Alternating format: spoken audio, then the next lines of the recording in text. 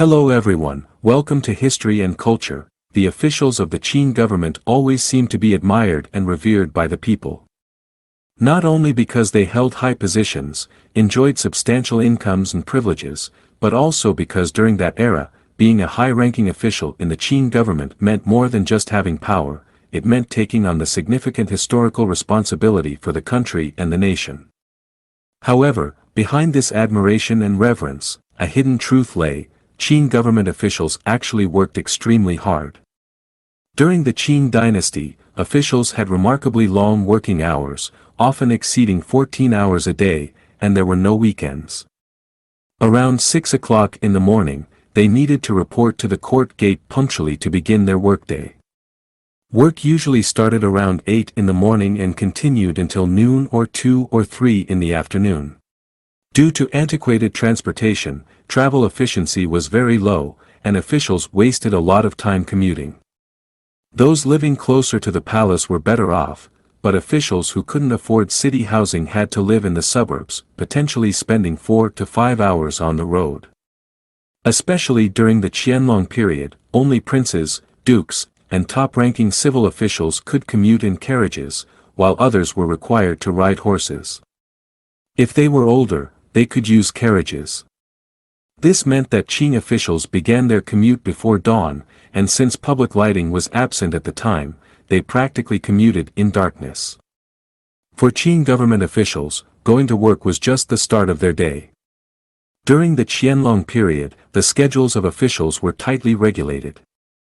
As soon as daylight broke, even if they still felt fatigued, they had to wake up on time, complete morning rituals, and then start their day's tasks. Aside from daily official duties, aspects like meals, sleep, etiquette, and leisure were also strictly specified. However, officials didn't view these regulations as burdens, rather, they considered them necessary rules to follow.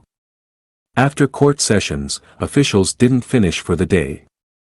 They needed to delegate tasks to subordinates, listen to reports from subordinates, and sometimes work late into the night. Tasks like responding to petitions and issuing official documents required a significant amount of time and effort. Given that the Qing government needed to oversee vast territories, officials frequently had to travel across regions to handle various official matters. Long-distance travel demanded not only a lot of time and energy but also endurance of inconveniences and hazards like harsh weather, rugged roads, and unsanitary conditions. During that era, transportation mainly relied on horse-drawn carriages and boats. Due to narrow and rough roads, transportation was inconvenient, and most officials had to travel on horseback or in sedan chairs for thousands of miles to handle official business. In regions far from waterways or where roads were inadequate, officials had to resort to walking or horseback riding, facing various risks and difficulties. These challenges and hardships had undeniable impacts on officials' physical and psychological well-being. Additionally, the Qing dynasty's bureaucratic system was divided into civil and military officials. Civil officials were responsible for governance and administration, while military officials primarily handled military and security matters. The relationship between civil and military officials was crucial, often necessitating cooperation to accomplish various tasks. Competition and conflicts also existed between civil and military officials within the bureaucracy. Furthermore, family ties were highly significant. Many officials were members of influential families, often supporting one another to form powerful alliances. These family networks were maintained through methods like marriage and mutual recommendations to safeguard their interests. Local officials typically had their own interest groups, leading to competition and conflicts among them. Local influences usually protected their interests through mutual recommendations and power exchanges. The complexity of the Qing dynasty's bureaucratic landscape involved factors like royal lineage, civil-military relations, family connections, and regional powers. These intertwined factors formed an extensive and intricate bureaucratic system. In such an environment, officials needed to address political, economic, and military issues. To remain successful in this intricate setting, they needed to maintain vigilance and respond appropriately, ensuring they stood undefeated. To navigate these relationships, officials often immersed themselves in social gatherings and feasts. Whether among colleagues or mentors and students, there were various names for these gatherings, such as welcome and farewell gatherings, poetry society gatherings, gatherings to fend off cold or heat, and more. In Yongzheng's Qing diary, he recorded attending banquets 21 times in a month.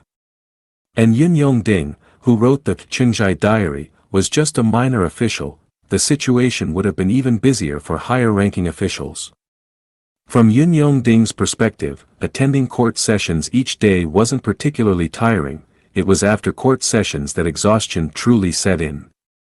In his diary, he wrote, "There is no day without social commitments, and no day without banquets." There was even an instance when Yongzheng was so ill that he could hardly get out of bed, feeling utterly fatigued.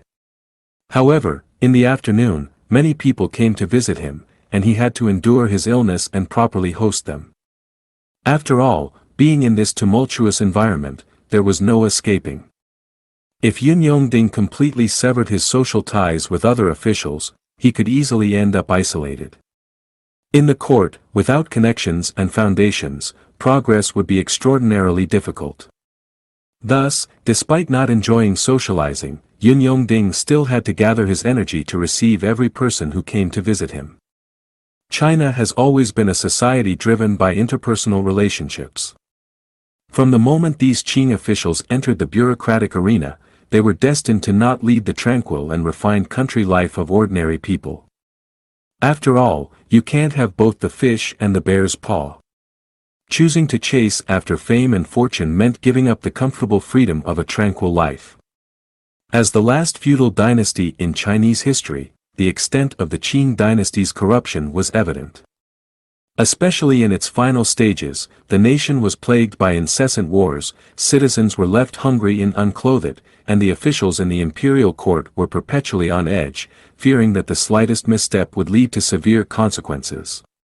Yongzheng once remarked in his diary that rulers of the late Qing dynasty lived luxuriously, neglecting their governmental responsibilities.